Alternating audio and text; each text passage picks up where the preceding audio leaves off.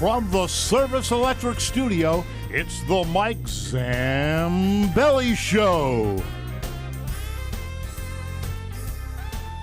They were voted as the top student athletes, the Coordinated Health Awesome Athlete of the Week. Victoria Polochik and Seth Slavin are in the house here tonight. We are going to preview Music Fest 2017 as our road to that wonderful festival begins here on the Mike Zambelli Show. But first, here is this week's edition of I've Got News.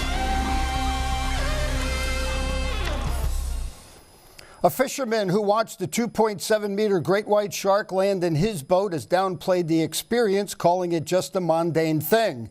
Terry Selwood, 73, was caught by surprise while fishing off Evans Head on the north coast of North South Wales, Australia. On Saturday afternoon, when the shark landed itself in the 4.5-meter boat, I guess only in Australia this would be considered just another day at the beach. 11 years after its release, Sony has finally stopped shipping the PlayStation 3 to retailers in Japan.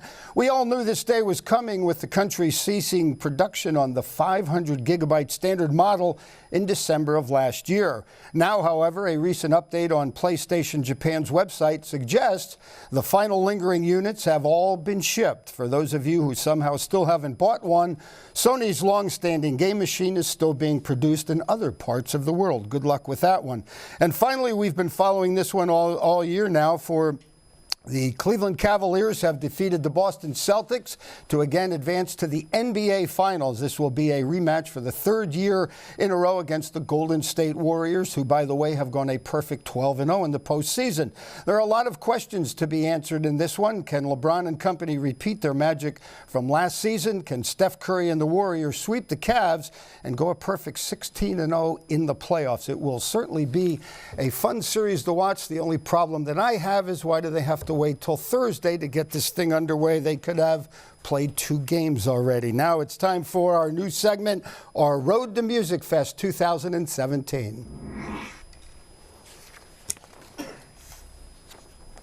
Pleased to be joined today by Eric Mintel and his quartet. Eric, a very pleasant good day to you, sir. Thank you, Mike. You too. Certainly great to have you here. You have had quite a run in this business here, and you've played for a couple of presidents. It's great to have you on our show, yeah. I can tell you that. Thank you very much. Yeah, and Lehigh Valley's been very good to us too. So you guys, it's always a pleasure playing up here. Music Fest coming up. You'll be performing on August 9th. Yes. August 9th at the Jazz Cabaret stage over at Steel Stacks. 8 o'clock, 8 to 10. You also have some other shows coming up. Jazz your main deal? Yeah. We've got a lot of shows this summer. July 22nd, we'll be doing something with the Pennsylvania Jazz Collective over at the Ice Rink in Bethlehem. And a lot of other things going on. A lot of tours. We're going to be going up to New England at the end of the year. Just got back from the South. So we've always got something going on. Yeah, and a lot of jazz educational things, too, we're doing at colleges and universities, and it's been really, really great. Yeah, recently at Georgia Southern University, and that really went well for you guys. Yeah, we had a really good time there. It was a lot of fun, and the kids were great, and it's really good to see jazz is really making a huge comeback that way, and there's a great interest in it. Let's meet the rest of the members of your band. And guys, if you like, you can play a little note for me, or just give me a thumbs up or a wave. Where's Nelson Hill? That would be me. Nelson, very good day to you. Do you have a little note for me on that? Very nice. Jack, Hedgie, is it? Electric bass, excuse me. A little note for it. They have really lightened the mood here, coming back off a holiday at Service Electric. Dave Mon on drums. Dave, a pleasant good day to you, sir. Thank you. We are ready to go. Eric, what do you have for us for your first number? Oh, we're going to do an original tune I wrote a long time ago. This is called Yes, Dear. 2, 3, 4.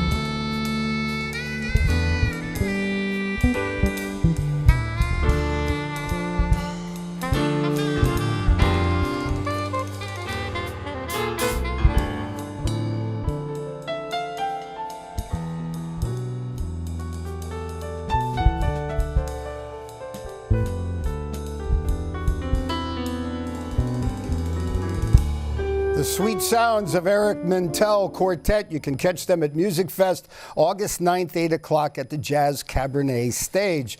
Well, we've been talking about the Awesome Athlete of the Week brought to you by Coordinated Health. They started with 35 athletes, 22 males, 13 females, representing 19 schools and 14 sports, and it came down to Victoria Polochik and Seth Staven, also joined by Florence Brown, who is the Director of Communications. Welcome to all three of you. Florence, are you a fan of jazz? Pretty nice. You didn't know we were going to be entertaining these winners here with a little jazz, huh? We got lucky today. They did wonderfully. They certainly did do a great job. Just talk about the Awesome Athlete and Coordinated Health's involvement in promoting student athletes like these two. Absolutely. First of all, we want to say on behalf of Coordinated Health, thank you so much for Service Electric's partnership in making the event such a success. We were able to borrow Christy Fulkerson as our hostess for the event, was awesome, and sure. she absolutely nailed it. And we were very lucky to have her. She moved the program along nicely, and all the student athletes really felt the love from you and Service Electric. So thank you for that to start. We're in the 4th year of the program. We've awarded over $150,000 worth of scholarships to over 100 student athletes. So it's been a pretty large program. We think we're the largest in the region. So just looking forward to seeing what Seth and Victoria go on to do in their careers. Yeah, the past winners, and we'll name them in just a moment, but they've all gone on to great things. Victoria Polochik, congratulations to you. Nazareth Swimming, three District 11 championships in swimming. How does winning this award compare to being a District 11 swimming champion? I think being a District 11 swimming champ, part of it I can place on my coaches for helping me get along, get through the season, and kind of keep encouraging me and telling me I could get 3 golds in one day. But winning this, I definitely was completely surprised. I wasn't expecting it, and this is a great program, and I know me, and I can probably count on Seth's behalf, and all the other athletes that received a scholarship are super grateful for the opportunity. So. Yeah, all 35 get $1,000. These two lucky winners get $10,000 apiece. I can only imagine how that has made Mom and Dad awful happy as well. Yeah. Mention you're a 3-time District 11 champion in the freestyle, the 100 butterfly, and the 200 medley relay. Do you have a favorite event? I like sprinting. I like going fast. So the 50 free is definitely my favorite out of the whole bunch.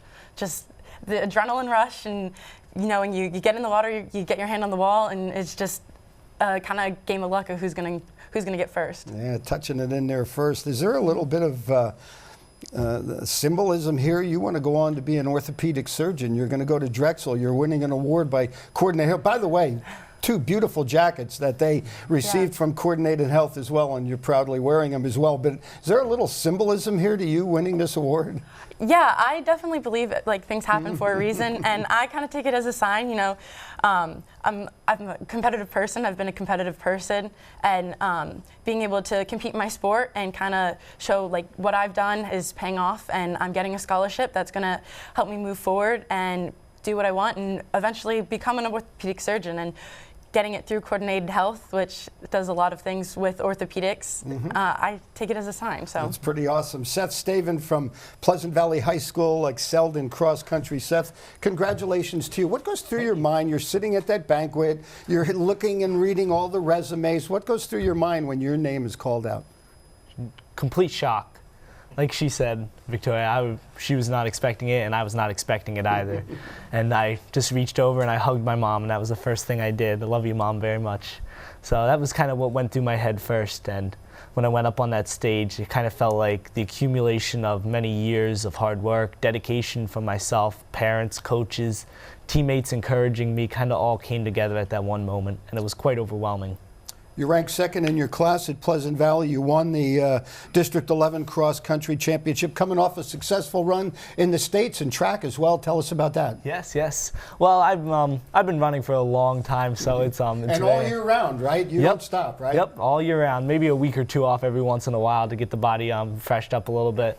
But you know, it's just kind of been good parenting and good guidance throughout my life that's made me want to be as successful as I can be in everything possible. And, you know, having opportunities like Coordinated Health has presented me with has just made me want to strive to do even greater things moving into the future, because it's kind of shown me when you know better, you do better. And when you know what's out there and you know how successful some people are and you know what they have sacrificed, it makes you want to do twice as much as them. And that's kind of what I've lived with through my life so far. Who's been your role model in life? Who's kind of set you in the right direction? My biggest role model is my coach, my cross-country coach, George Fair.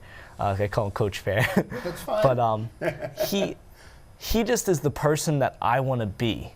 He's the person that I look after the most, because he is just a kind, giving, thoughtful, experienced, hardworking, and determined person, and that's who I want to be. And I've tried to emulate his personality every corner of my life, and ideas that he encourages with not just being a successful athlete, but a successful person through academics and leadership and your character traits beyond athletics. Because like what Brian Westbrook said when we were at the ceremony, eventually we're not going to be able to walk. So we have to not only enjoy the athletics opportunities that we have in the present, but also take other experiences out of them, like what we can do to help other people, which I think is what is most important in the end. You're going to be attending Lehigh University. That's very well said, by the way, my young man. You're going to be attending Lehigh University. You'll run cross country there. They have a wonderful track there. Take us through a cross country meet for you. How do you mentally prepare yourself, and what are the thoughts that you think of when you're running during the course of a meet? Oh, that's an interesting question. It starts months ahead. The mental preparation all comes from the training, because when I train accordingly, I get out there and I know the training at Lehigh is going to be wonderful. It's going to get me ready for when I'm on the starting line. But when I'm on the starting line, I'm not really thinking as much as you would think, because it's been so many miles of running. If you're running thousands and thousands of miles, the 3 or 4 or 5 miles of a race does not seem as significant, and it's more about giving it your best at that opportunity, because you knew that you put the time in accordingly in the past. But when you're on the starting line, it's kind of like the little things come to your mind, you know? You don't really put in perspective all those miles until you kind of reflect on what you've been able to do throughout that time period during the season. So I'd say during the race, it's all about just giving your best effort and trying to remind yourself to stay on the pace the best of your abilities. Victoria, kind of the same for you when you're getting involved in a swim meet? You kind of clear your mind and just try and do the best that you can. Yeah, I can totally agree with Seth with that.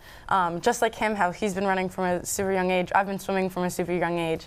And a lot of it is just preparation. You have to believe in the process, believe in your abilities, believe in what your coach has kind of guided you towards, and know that you've put in the work, you've put in, I know for me, thousands upon thousands of yards every day, that a meager 4 laps, 2 laps, 8 laps, however long your race is nothing compared to what you've prepped for. So you just kind of have to believe in yourself and know you can do it. Yeah, it's all good stuff. Florence, awesome athletes is the way to describe these two for sure. And Coordinated Health does a great job of promoting these guys. Their pictures are on billboards. They're in the morning call. They're on our show here as well. Here, why is it important for Coordinated Health to sponsor this program and to be a part with the youth of our community? That's a wonderful question. Coordinated Health was founded as a sports medicine company in 1988.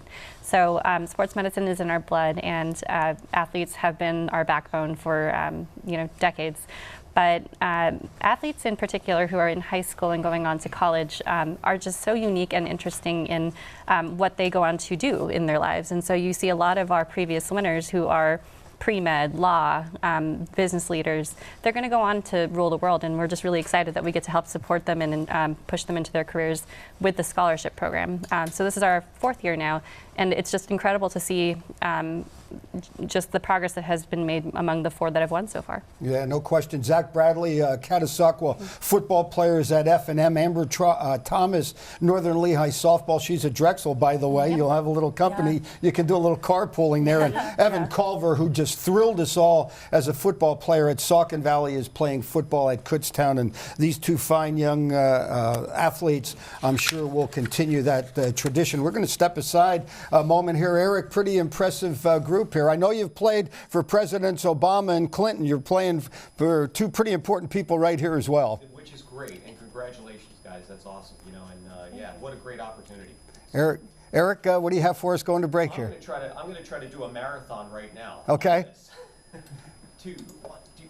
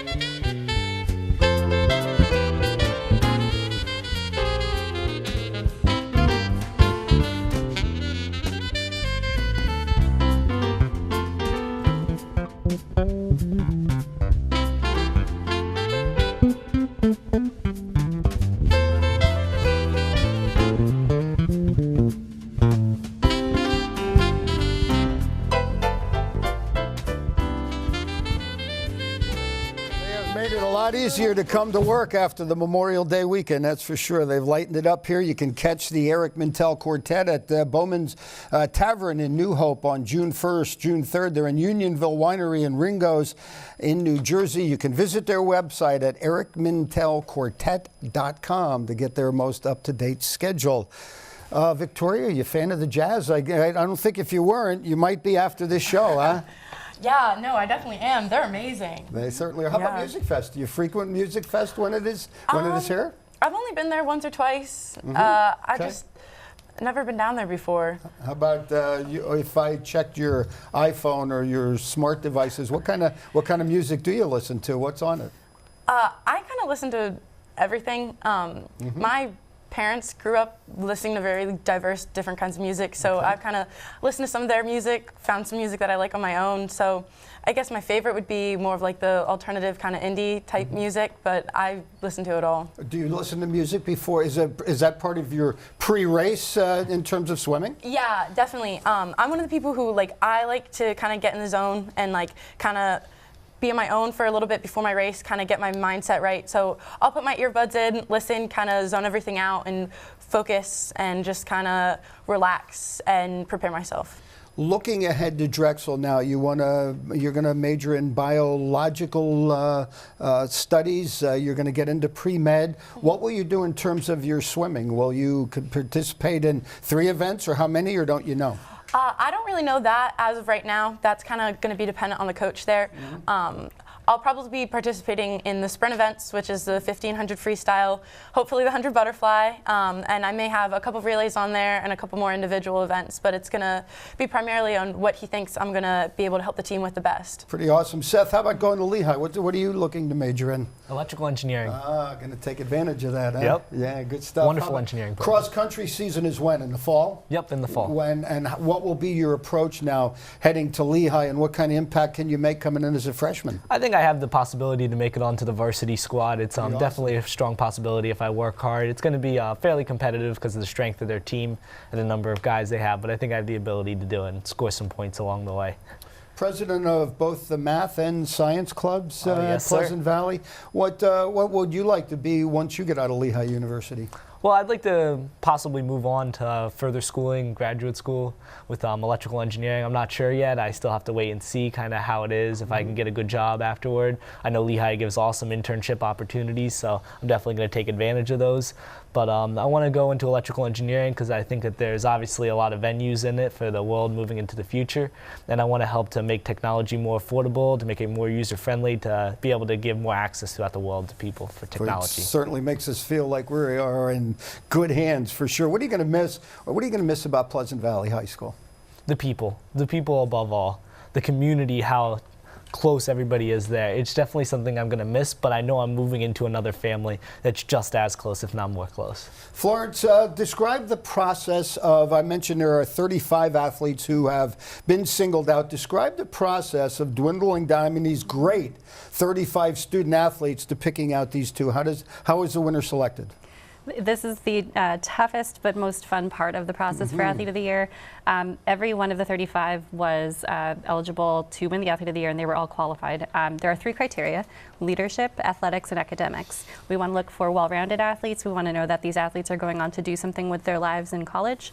And ultimately, we want good people. And so a lot of what goes on behind the scenes, and I think you guys might even remember this, we have photo shoots coming up before the event, and we actually interview each of them on camera. So they don't know it, but during that time, it's basically an interview for the Athlete of the Year. And so what we noted as the most interesting about Seth and Victoria is that they're both so kind and generous and grateful. And that sense of gratitude and that sense of authentic goodwill is what we were looking for on top of all of the things on paper. And so it was torturous. It was seriously torturous. We had finalists and we dwindled, and by the end, it was just, as happy and thrilled as we were to give these scholarships away, it was also a heartbreaker to know there were other people who were qualified, but man, were we so proud of these two in particular. How big is the committee? The committee is actually 3 different parts, and Seth won our popular vote. So the three parts are popular vote via an online voting platform, and the second part was the Morning Calls editorial staff. They submitted their finalists to us, and then we had our own finalists. So we took all that information, we aggregated, and then we came up with our finalists, who then became Seth and Victoria. It's pretty great. Seth, big family for you? You have brothers and sisters? No, I'm an only child, actually. Is that right? Yeah. Yes. Only child. How does that work out for you? Is that all right? It's good. You know, my parents are very loving. They're always, my mom's in the back right there.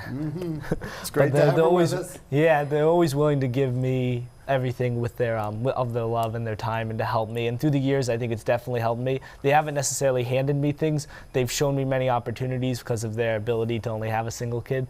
So it was very nice always having them kind of with me and guiding me through difficult times and experiences. Seth, by the way, the first Pleasant Valley cross-country runner to win a District 11 championship. Victoria, how about for you? Brothers and sisters? Yeah, I'm actually the oldest of 3.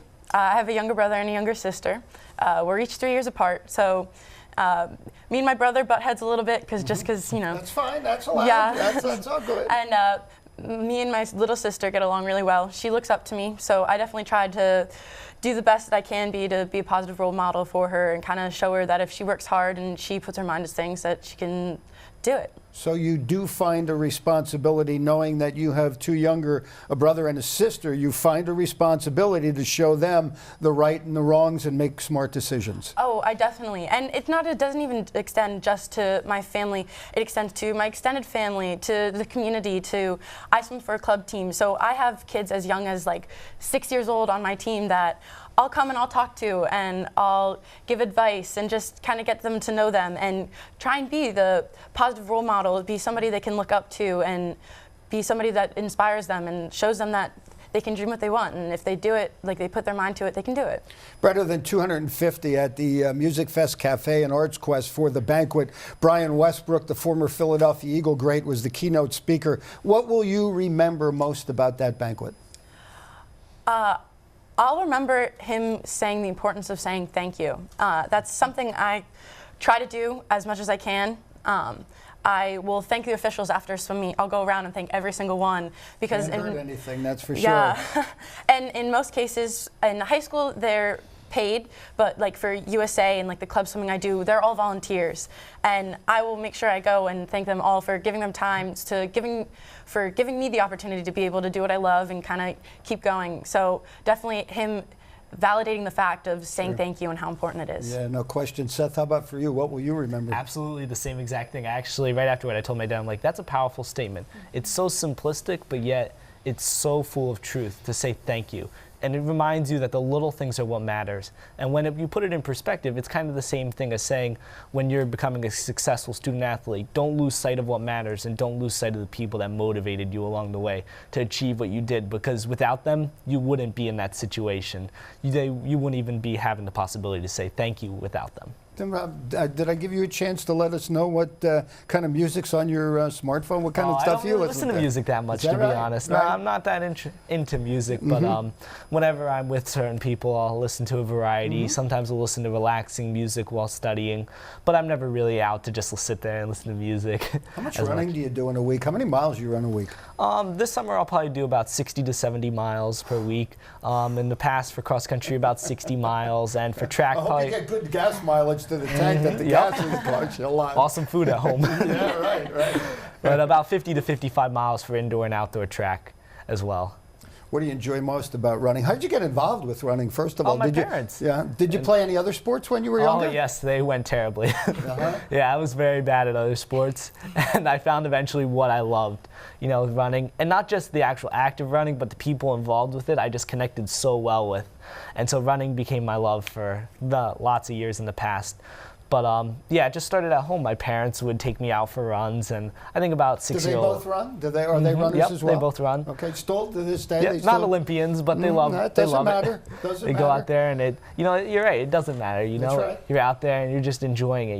It's a part of our lives. It's a part of our family traditions. To go out, when I was younger, we'd go to 5K races over the weekends, and that's what we would do as a family on Saturdays.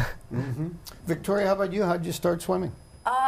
Well, my dad was a swimmer, so that's kind of how I got introduced to the sport. But I played everything. I did everything, tried everything. Like I said, I was a competitive person. I wanted to see what I liked the most. I went as far as doing dance and gymnastics to basketball, soccer, softball. You're a little big for gymnastics, aren't you? A little bit. Yeah. I also couldn't really touch my toes back then either. So I remember them, just bend further, and I'm reaching and couldn't go past my knees. So eventually I got to swimming. My dad was like, you've tried everything, why don't you try this too? Because a big thing my parents always wanted me to do is they said, we want you to do what you love. So we want you to try everything and continue what you like, find what you love, and that way you have something that's yours and it's not us forcing something on you. And one of the things I eventually tried was swimming. I started swimming when I was 8, and I've loved it since then, and I'm excited to continue it on at Drexel.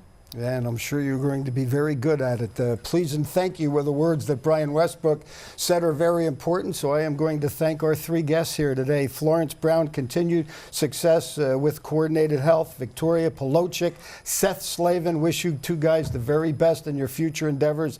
You just give everybody the sense that our future is in good hands with youngsters like you. Congratulations again. Thank you. Again, we are Road to Music Fest 2007, Eric Mintel Quartet. Eric, I want to thank you guys for coming in as well, and wish you guys the very best in Music Fest and all your performances coming up. Thank you. We'll see you at Music Fest. Yeah, we certainly will. We're You want to take us home? I want to thank everybody for joining us here tonight on the Mike Zambelli Show. Enjoy the remainder of your evening. Eric, take us home, please.